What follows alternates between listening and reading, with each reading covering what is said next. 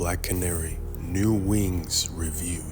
Short little comic, but well written. Deals with drug crime with theme on outsiders, immigrants, and war veterans. Dinah feels like an outsider because she's a vigilante. Someone who can stand up to make a difference in a way most want to deep down. Well, I was gonna say fists because I don't think everyone can do a roundhouse kick. She meets this radio broadcaster called Gan Nguyen, aka Duke, who also wants to make a difference but through the voice of the people. He represents the immigrant side as he's the son of a white intelligence officer and a Vietnamese peace negotiator. He reminds me of Kaz from Metal Gear. Kaz was born to a Japanese woman and an American man, and they even literally look the same. The villain is this father who's a war veteran and just isn't a likable guy because of it. The good guys beat the bad guys. The story isn't deep, but the character moments are. Finally, this is a good Black Canary story with some personal grounded moments throughout.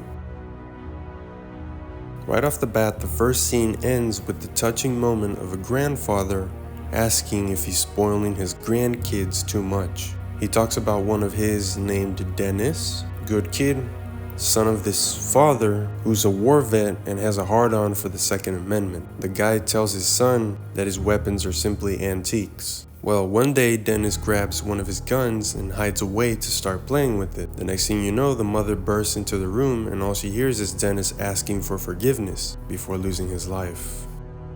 I forgot to mention that Dinah wears this Selena Kyle-like wig. Anyway, in this scene, Oliver visits her, the Green Arrow, and talks about how he spent their money in a costly bow. Dinah is struggling to keep debts down, and he tries to justify his purchase and then basically just offers sex to calm Dinah down. And in another panel, he sends her 24 roses as the aftermath of their argument. Like that's gonna help. All of a sudden in this panel, Gan got darker. Maybe a printing error or something. There's a part in this story where Dinah starts to doubt her strength, and Gan reminds her of her humanity. Touching. Towards the end of the story, Dinah struggles to swim in water with her outfit. What does she do? She rips off the fishnets and uses them as a hair tie. Resourceful. What the heck?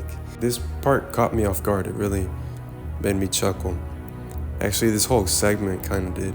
It's great. And that's that. Short little video. The point of these isn't some big analysis, but my thoughts on a comic, and also call attention to some obscure comics. I would please appreciate it if anyone watching gave me tips on these types of videos, what can be improved, and what other comics you would think I would like to read and cover here. I want to be like the Star Wars theory for DC Comics. I've always wanted to get into DC, but there isn't really a big, strictly DC YouTuber out there, like Star Wars Theory is for Star Wars. I mean, his videos got me into Star Wars in a much more deeper way.